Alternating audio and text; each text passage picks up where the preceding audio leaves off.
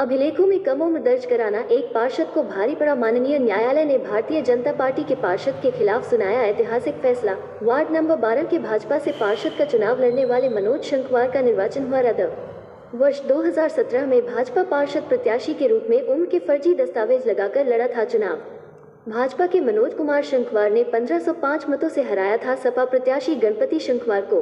हारे प्रत्याशी गणपति शंखवार ने मनोज की आयु को लेकर न्यायालय में की थी याचिका दायर। 5 वर्ष बीतने के करीब अपर जिला जज एवं विशेष जज पॉक्सो एक्ट न्यायालय प्रथम ने सुनाया फैसला।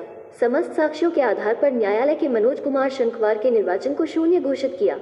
न्यायालय ने नगर निगम के पार्षद का निर्वाचन किया रद्द। देखिए उत्तर प्रदेश फिरोजाबाद से जिला संवाददाता दीपक शर्मा की यह रिपोर्ट।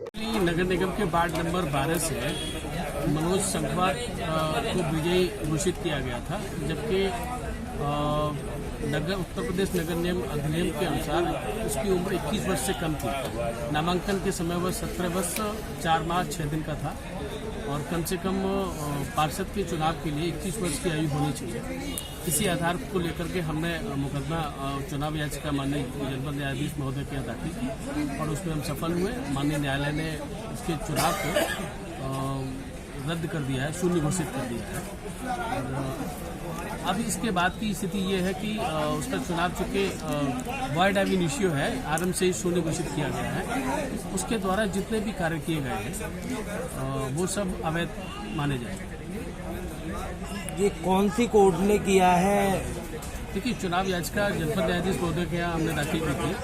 वो स्थानांतरित होकर के अपर जनपद न्यायाधीश एवं POCSO special POCSO act Shri Awadhesh Yadav ji के यहाँ पे चली और उनके यहाँ पूरा ट्रायल हुआ और उन्होंने इनका निर्णय दिया।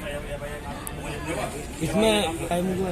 आपराधिक मुकदमा तो उस समय नहीं किया गया था, लेकिन संभवतः है चूंकि अब कोर्ट की फाइंडिंग इस बात की आ गई है कि उसके द्वारा फर्जी जन्मतिथि के पेपर्स को इस्तेमाल करते हुए चुनाव को नामांकन किया और चुनाव लड़ा। तो ये कोर्ट ने ये प्रमाणित कर दिया, साबित कर दिया है कि उसके द्वारा फर्जी टीसी लगाई गई, फर्जी जन्म प्रमाण पत्र दाखिल किया गया कोर्ट के सामने, पैन कार्ड दाखिल किया गया, आधार में अपनी उम्र बैकडेट में जाके उसको अमेंड कराई गई। तो इन सारे के सारे सबूतों को अदालत ने फर्जी पाया है अपने निर्णय में। इसके आधार पर अब आगे फोर्जरी का मुकदमा इस पर बनता है।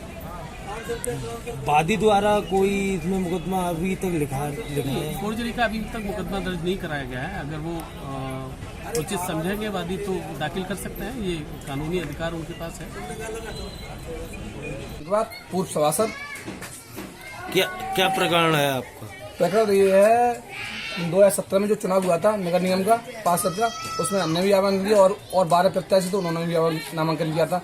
नामांकन के समय हमने माननीय जो वर्तमान में डिफॉल्टर पार्षद हुआ है उसके खिलाफ एक प्रार्थना पत्र भी दिया था और उसकी date of birth ration card में 2/7/2000 थी और उसकी हाई स्कूल की डेट ऑफ बर्थ 2/7/2000 थी, जबकि उसने अपने आधार कार्ड में और जन्म प्रमाण पत्र फर्जी बनवाकर नामांकन किया और वो जीत भी गया। इसके बाद हमने कई बार जिलाधिकारी को शिकायत पत्र दिया, उसमें भी कोई कार्रवाई नहीं। जांच तो हुई पर उसको राजनीतिक दबाव के कारण दबा दी गई।